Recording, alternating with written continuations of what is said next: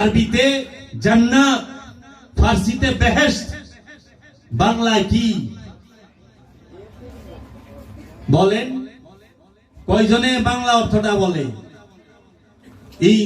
ইংরেজিতে, আরবিতে জান্নাত, ফার্সিতে বেহেশত, ইংরেজিতে প্যারাডাইস। মাদ্রাসা পাস করলে কোনোদিন পীর হয় না বাবা। মাদ্রাসা পাস করলে পীর হয় না। মাদ্রাসা পাস করলে আলেম হয়, বিদ্বান হয়, হাফেজ হয়, কারি হয়, মৌলানা হয়, মুফতি হয়, মুহাদ্দিস হয়, মুফাসসির হয়, আল্লাহর ওলি হয় না। যদি মাদ্রাসা পাস করলে আর এই কোরআন হাদিস সমস্ত কিছু মুখস্থ করলে, এজমা কিয়াস মুখস্থ করলে যদি ওলি হইতো, তাহলে বিশ্বের মধ্যে সবচেয়ে বেশি ওলি আল্লাহ থাকতো বাংলাদেশ আর ভারতে। কারণ এত মাদ্রাসা পাস করেনেওয়ালা সৌদি আরবে খুঁজা পাইবেন না। কারণ সৌদি আরবে মানুষই 4 কোটি জনসংখ্যা এখন, আর আমাদের দেশে 20 কোটি। খালি বাংলাদেশে, পাকিস্তানে যান, ভারতে যান, আল্লাহ আল্লাহ। তাহলে ওলি হয় কখন? ওলি হয় একমাত্র যে মুর্শিদের মুরাকাবা, মুশাহেদা মাধ্যমে যে নিজের আত্মপরিচয় পেয়েছে, নিজেকে চিনতে পেরেছে, তখন সে ওলি হয়। আর এই ওলি হইতে বিশ্বাস করেন কোন জাগতিক শিক্ষার প্রয়োজন হয় না। আলেম হইতে জাগতিক শিক্ষা লাগবে, মুফতি হইতে জাগতিক শিক্ষা লাগবে, হাফেজ কারি হইতে জাগতিক শিক্ষা লাগবে, কিন্তু ওলি হইতে জাগতিক শিক্ষার কোনো প্রয়োজন নাই।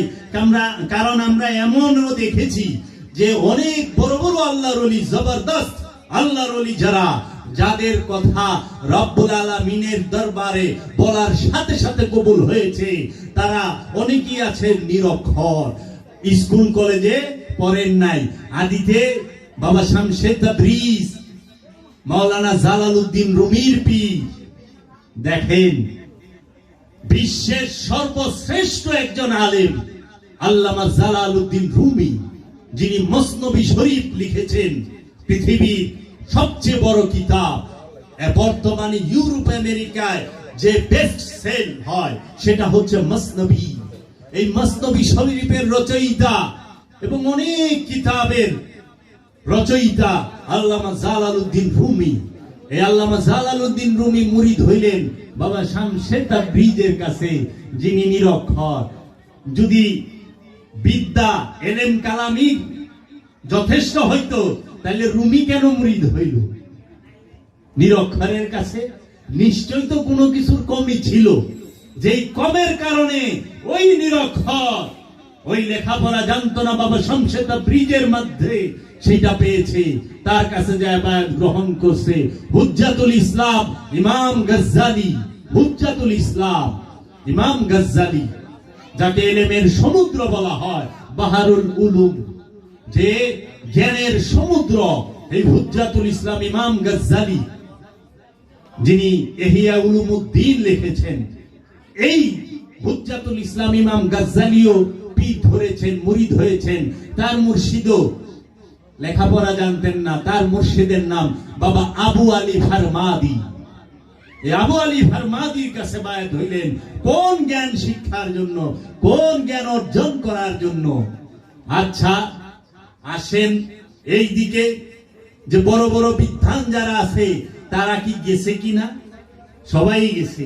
বাংলার সুফি সম্রাট বাবা লালন সাইজি, সে নিরক্ষর, সে কিন্তু একাডেমিক শিক্ষা তার নাই, কিন্তু বড় বড় বিদ্বান, যিনি রবীন্দ্রনাথ ঠাকুর, যে অন্য ধর্মে, কিন্তু সেও যায়া বাবা লালন সাইজির কাছে বায়াত হইছে। এই রবীন্দ্রনাথ ঠাকুরই এই 2 জন লোক ঠিক করে দেওয়ার কারণে বাবা লালন সাইজির এই যে গানগুলো, আমরা যে লালন গীতি বলি, ওনার যে কালাম, এগুলা লিখে রাখতো। বাবা লালন কিন্তু কি লেখে নাই, উনি লেখায় রাখছে, কর্মচারী দিয়া, বেতন দিয়া মানুষরাই কাজে তোমরা লেখা রাখো। কারণ এই কালাম 12 বছর চেষ্টা করেন না, দেখেন তো 1 লাইন বাইরে নিয়ে এরকম 12 বছর চেষ্টা করেন, মুখস্থ বিদ্যা, আরে একটা গজলই তো লেখা পারেন না, হিন্দি গানের নকল করন লাগে, হিন্দি গানের সুর, হিন্দি গানের তাল ওকিনা নকল কইরা বানায় দিয়েছেন। তাহলে তো এই যে বিষয়গুলা একটু খেয়াল করেন বাবা। ওয়াক্তি নামাজ পড়তে সূরা কেরাত লাগবো, সূরা কেরাত না জানলে ইমামের দ্বারস্থ হইতে হবে। যে সূরা ফাতিহা না পড়ে পারে, যে অন্য সূরা না পারে, সে এই ওয়াক্তিয়া নামাজ কিভাবে পড়বে? কিন্তু ধ্যান করতে কোনো কিছু জানা লাগে না, শুধু লাগে মুর্শিদের তাসাব্বুর, ধ্যান, মুর্শিদের ধ্যান, রসুলের ধ্যান।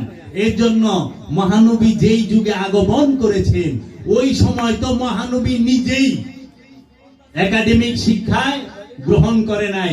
কোরআন বলতেছে, আমি যত নবী রসুল পাঠিয়েছি তারা সকলেই উম্মি, অধিকাংশই উম্মি।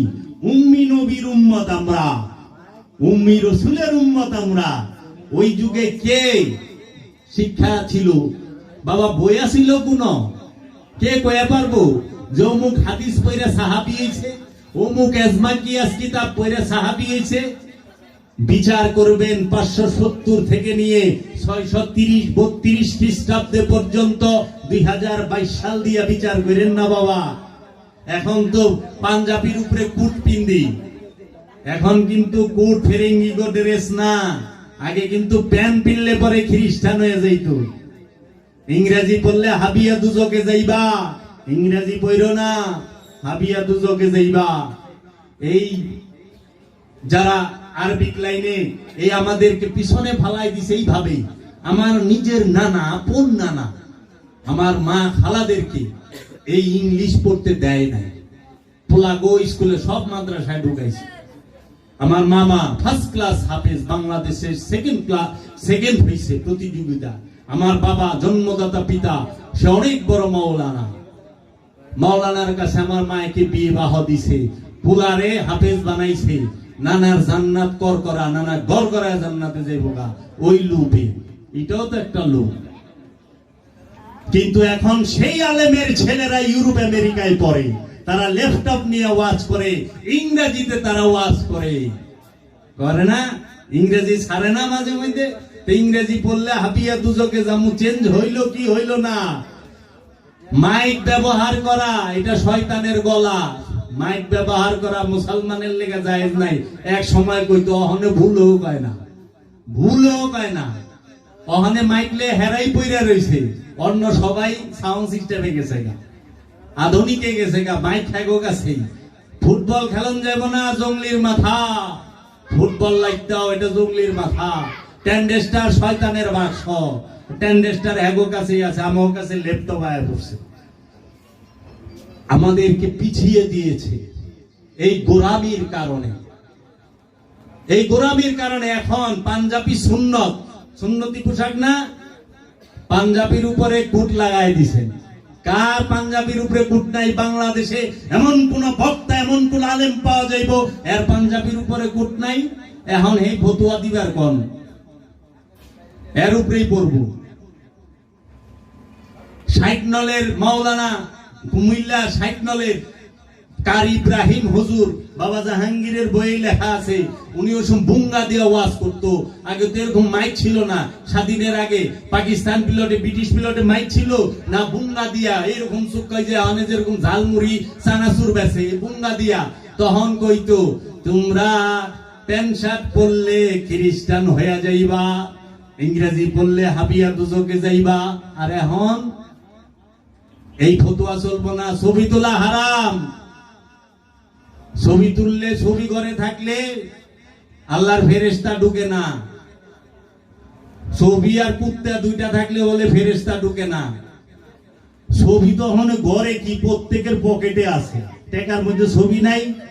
বাংলাদেশে তো অল্প কয়দিন ধরে, সৌদি আরবে তো রিয়াল আরো অনেক আগের থেকে, রিয়ালের মধ্যে, মুদ্রার মধ্যে সব জায়গায় ছবি। তাইলে একজন সৌদিরও নামাজ হয় না, আর ফেরেশতা তো আহেই না।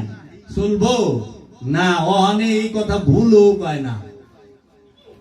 গত পরশুদিন শুক্রবার দিন আমার এলাকায় ওয়াজ হচ্ছে, প্রায় ৬০-৬৫ হাজার টাকা দিয়া যে মাওলানা আনছে, সে বলতেছে আরবি শিখতে হবে, কারণ কবরের ভাষা আরবি, হাসরের ভাষা আরবি, আখেরাতের ভাষা আরবি। তা আমি বললাম, যাক আমরা নয় চেষ্টা করে হিগুম, তাইলে তো আমার বাপ দাদা মানে দাদারা যে গেছে, বড় বাবারা, এটি একটাও কোনো উত্তরই দেওয়া পারবো না। একটা আরবি হিগে নাই, লেখাপড়াই তো জানতো না, বাংলাই জানতো না, আরবি হিগবো কই থেকে? তাহলে আমার বড় বাবায়, তার বাবায়, তার বাবায়, এগুলি একটাও জান্নাতে যায় পারবো না, টিকবো না। তা আমি বললাম, আমার নয় বাপ দেন, আপনার বাপ দাদা গো কি অবস্থায় গো হুজুর, আপনার বাপ দাদার আরবিতে উত্তর দিব? এইগুলা হচ্ছে গোলামি না। আল্লাহর সমস্ত ভাষাই আল্লাহর, সমস্ত মানুষ আল্লাহ সৃষ্টি করেছে, দিন আল্লাহর, সমস্ত কিছু আল্লাহ, আল্লাহ ছাড়া কোনো কিছু নাই। তাহলে মোনাজাত আরবিতে করেন না কেন? আরবিতে মোনাজাত না করলে বুঝবো ফেরেশতারা, বাংলায় করবার লইছেন? বাবা, এই যে এই জ্ঞানী জ্ঞানী মানুষ, লেখাপড়া জানা মানুষ, এরা শুইনা চুপ করে বয়ে থাকে গোষ্ঠী লাগায়। হুজুরে কইছে জ্ঞান নাই। আরবিতে জান্নাত, ফার্সিতে বেহেশত, বাংলায় কি বলেন? কয়জনে বাংলা অর্থটা বলে? এই ইংরেজিতে, আরবিতে জান্নাত, ফার্সিতে বেহেশত, ইংরেজিতে প্যারাডাইস, বাংলায় স্বর্গলোক। স্বর্গ কইলে হিন্দুর গন্ধ পায়, কিন্তু এটা বাংলা শব্দ, এটা হিন্দুর শব্দ না বাবা, এটা বাংলা ভাষা। পানি, এটা উর্দু হিন্দিতে পানি বলা হয়, আরবিতে ময়া বলে, ইংরেজিতে ওয়াটার বলে, বাংলায় জল। জিজ্ঞেস করেন আপনার মসজিদের ইমাম সাহেব জীবনে জল খাইছেন? হ্যাঁ, জীবনও জল খায় না। জল খায় জাহান্নামে যাইব নাকি? জল খায় না, সে পানি খায়। তো আরবিতে কইবেন কোন ময়া খাই? এইগুলা আমাদেরকে আরবি দিয়া বাইন্দা থুয়া দিছে, এর জন্য আমরা অনেক কিছু বুঝি না। এই পোশাক, এটাকে আরবিতে বলে লেবাস। লেবাস শব্দের অর্থ পোশাক, আর এটারে সুন্নত বানায় দিছে। না, সুন্নত হচ্ছে দয়াল রসুলের আদর্শ, দয়াল রসুলের আদেশ, দয়াল রসুলের কর্ম, দয়াল রসুলের নির্দেশ। আদেশ নির্দেশকে বলা হয় সুন্নত, এবং মহানবীর আদেশ ফরজ। সুন্নত এবং ফরজ দুইটাই, কারণ রসুলের আদেশই ফরজ। তাহলে পোশাক তো বানান যায়, পাঞ্জাবি বানান যায় না? সুন্নত বানান যাইব না। পাঞ্জাবি যে ভাড়া বানাইছি, কেউ বুল বানায়, সুন্নত বুল বানান যাইব, ভাড়া বানান যাইব না। এটা লেবাস, দাড়ি লেবাস, এটা লেবাস, এটা সবার আছে। হিন্দুর দাড়ি হয় না, নরেন্দ্র মোদীর দাড়ি নাই। নরেন্দ্র মোদীর আটকা যদি কেউ দেখে, হ্যাঁ কি কয়ে পারবো একই এরকম পাক্কা মাওলানা, কারণ হ্যাঁ পাঞ্জাবি, দাড়ি, চুল, বাবরি সব আছে। তাহলে এখন মানুষ, এই যে ইয়াং ছেলে পেলেরা দাড়ি রাখে, এরা কি নবীর সুন্নত হিসাবে রাখে, নাকি কেরালা হিরুগো স্টাইল হিসাবে রাখে, নাকি মেসিরে অনুসরণ করে রাখে? মেসির মতো কাটিং দেয়। এটা কয় না আমাকে ওইভাবে সাহাবায়ে কেরামরা যেমনে রাখতো অমনে দাও না, এই মেসি যেমনে, আবার কত যে স্টাইল, এর তো সুক্কা করে রাখে। তাহলে এটা লেবাস, এগুলা জানেন। পণ্য হচ্ছে জ্ঞান, জ্ঞান হচ্ছে পণ্য, আর অজ্ঞতা হচ্ছে পাপ। পৃথিবীর মধ্যে সবচেয়ে বড় পাপ হচ্ছে অজ্ঞতা। যারা অজ্ঞ তারা পাপী। মূর্খতা হচ্ছে সবচেয়ে বড় পাপ, আর জ্ঞান হচ্ছে সবচেয়ে বড় পণ্য। এর জন্য রাব্বুল আলামিন বলছে জ্ঞান অর্জন করো। কোরআন শরীফে আল্লাহ পাক বলতেছে আফালাইয়া তাফাক্কারুন আফালাইয়া তাদাব্বারুন আফালাইয়া তাআক্কুল। তাহারা কি এই বিষয় নিয়ে চিন্তা ভাবনা করে না? তাহারা কি খেয়াল করে না? আফালাইয়া তাফাক্কারুন, ফিকির, মানে ভাবো, চিন্তা করো। তা ফাক্কারুন আফালা ইয়াতাফাক্কারুন, তাহলে ফিকির করেন, চিন্তা করেন, ভাবেন যে আসলে কি। তো সমস্ত বিষয়গুলা ইসলাম সর্বশ্রেষ্ঠ, ইসলাম সর্বশ্রেষ্ঠ, ইসলাম সবচেয়ে মহান। ইসলাম কি? আত্মসমর্পণ। মুসলমান শব্দের অর্থ কি? আত্মসমর্পণকারী। তাহলে ইসলাম হচ্ছে আত্মসমর্পণ, মুসলমান হচ্ছে আত্মসমর্পণকারী। ইসলাম আত্মসমর্পণ, মুসলমান আত্মসমর্পণকারী। এই যে ইসলামের মধ্যে প্রবেশ করে তাকেই মুসলমান বলা হয়। গরু খাইলে মুসলমান হয় না বাবা, সুন্নতে খাতনা দিলে মুসলমান হয় না। আদর্শ চরিত্র ঠিক করলে হয় মুসলমান। এর জন্য কুরআনুল মাজিদে বলা হয়েছে, এবং আমার বাবা জান, আমার মুর্শিদ কালান্দার বাবা জাহাঙ্গীরের লিখিত কিতাবের মধ্যে আছে, বাবা আদম থেকে নিয়ে এই পর্যন্ত যত নবী রাসূল ওলিয়া উলিয়া কেরাম যারাই আসছেন, তারা সবাই কি ইসলাম ধর্ম প্রচার করেছেন না অন্য কোন ধর্ম প্রচার করেছেন? বাবা জাহাঙ্গীর বলতেছেন, বাবা আদম থেকে নিয়ে এই পর্যন্ত যত নবী রাসূল ওলি আল্লাহ যারাই আসছে সবাই একমাত্র ইসলামই প্রচার করেছেন। ইসলাম ধর্ম, ইসলাম দিন, ইসলামই প্রচার করেছেন। এই দিন ইসলাম প্রচার করেছেন। তো কাজেই এখন অনেকে নিজেদের স্বার্থ হাসিল করার লেগা মুসা নবীরে ইহুদি গো নবী বানায়, ঈসা নবীরে খ্রিস্টান গো নবী বানায়। না না, ঈসা নবী, মুসা নবী, সমস্ত নবীরাই একমাত্র দিন ইসলাম প্রচার করেছে। দিনে প্রবেশ করো। দিন শব্দের অর্থ কি? দিন শব্দের অর্থ হচ্ছে স্বভাব। কি স্বভাব? কার স্বভাব? রসুলের স্বভাবকে বলা হয় দিন, আর মানুষের স্বভাবকে বলা হয় দুনিয়া। এর জন্য আল্লাহ বলছে, তোমরা দুনিয়া ত্যাগ করো, দিনে প্রবেশ করো। মানে তোমাদের স্বভাব থেকে বিরত হইয়া, তোমাদের স্বভাব থেকে সরে দিনে আসো। রসুলের স্বভাবে স্বভাবান্বিত হও, রসুলের রূপে রূপবান হও, রসুলের গুণে গুণবান হও। তো এই দিনে আসেন, দুনিয়ায় থাকেন না। দুনিয়ার পৃথিবী এক না। এই বাড়িঘর, গাছপালা, তরুলতা এবং আমরা সবাই মানুষ, পশু পাখি যা কিছু আছে সমস্ত কিছু পৃথিবীতে বাস করে। আর মানুষ এবং জিনের অন্তর দুনিয়ায় বাস করে। দিন আর দুনিয়া এক না। এর জন্য কুরআন বলছে, তোমার দুনিয়া ফানা হবে, দুনিয়া ধ্বংস হবে। কিয়ামত দুনিয়ার হয়, কিয়ামত কোনদিন পৃথিবী না। পৃথিবীর যেদিন কিয়ামত হবে সমস্ত কিছু ধ্বংস হবে। গাছপালা, তরুলতা, জান্নাত, জাহান্নাম, হাসরের মাঠ কিচ্ছু থাকবে না। সূরা রহমানের 26 এবং 27 নম্বর আয়াতে বলতেছে রব্বুল আলামিন, কুল্লু মান আলাইহা ফান, কুল্লু মান আলাইহা ফান ওয়া ইয়াবকা ওয়াজহু রাব্বিকা ওয়া জুল জালালুহুল ইকরাম।